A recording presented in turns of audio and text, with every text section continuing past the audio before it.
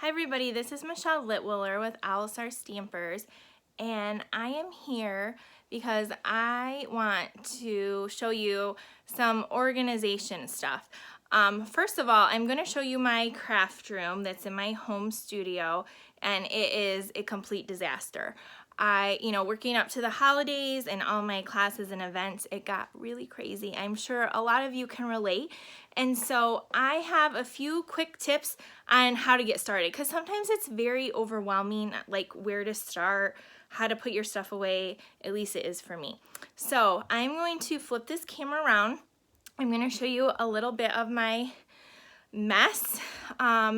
And then I'm going to show you, like I said, give you a few little tips that maybe will help you get started so you can start the new year out fresh and clean with a nice space to craft. Okay, let's flip this around. Okay, so here is my table that I do all my crafting and designing and videos from. And as you can see, like I said, it is a mess. Here is actually a class that is still available if any of you would like it. And I had my backdrop set up because I was taking pictures. So there's a lot of different awesome things on here.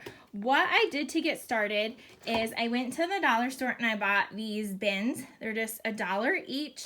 And I use these for my classes and events. So once I clean my room, I'll probably have 20 of these that I don't necessarily need, but I needed empty ones to get started. So now I'm going to hand this off to my husband and let him film some of the other things. So I just bought 5 of these to get started, and the goal is for me to clean off my table first and then put the things in the bins away.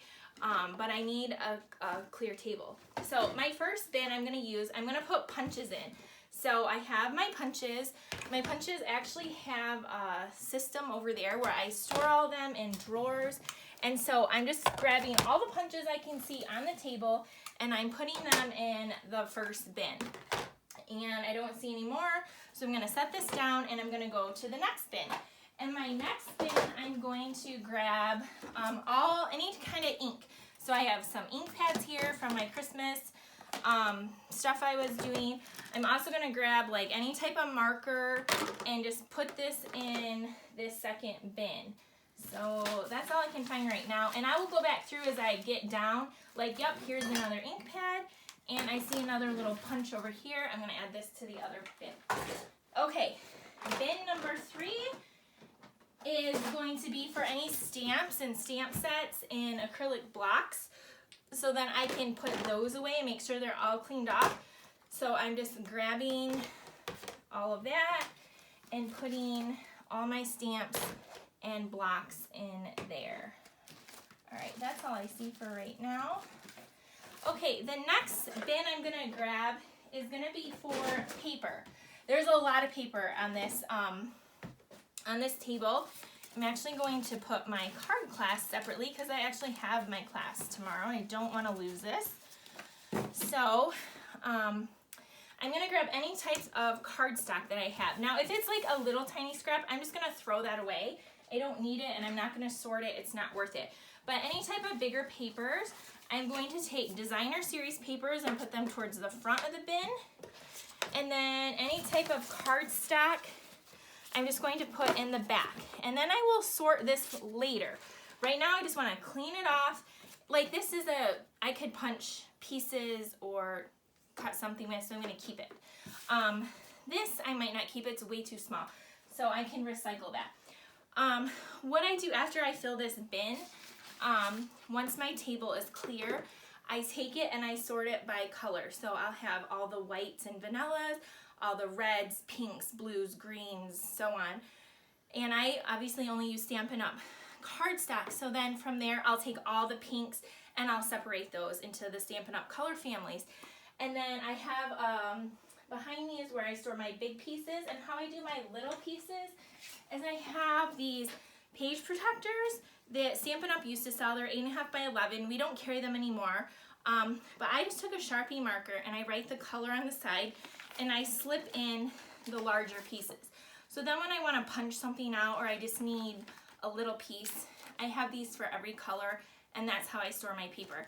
It works for me. It might not work for you, but that's how I store mine. I'm gonna have another bin for ribbons and embellishments, and then like another one just kind of like a catch-all.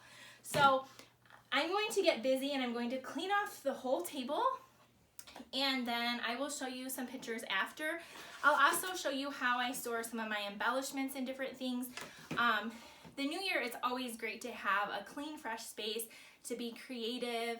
And I know once I get my space clean, I like never want to leave here because I feel so more relaxed because I have everything put away, and you just feel so much more calmer, at least I do. So I do this every year, several times a year, but I do a really good cleaning at the start of the new year in January. So I will show you the after of when it's all clean, and I hope you all have a happy new year. If you have any questions about how I organize any of my crafting stuff, let me know and I will answer it on my next Facebook Live. Bye.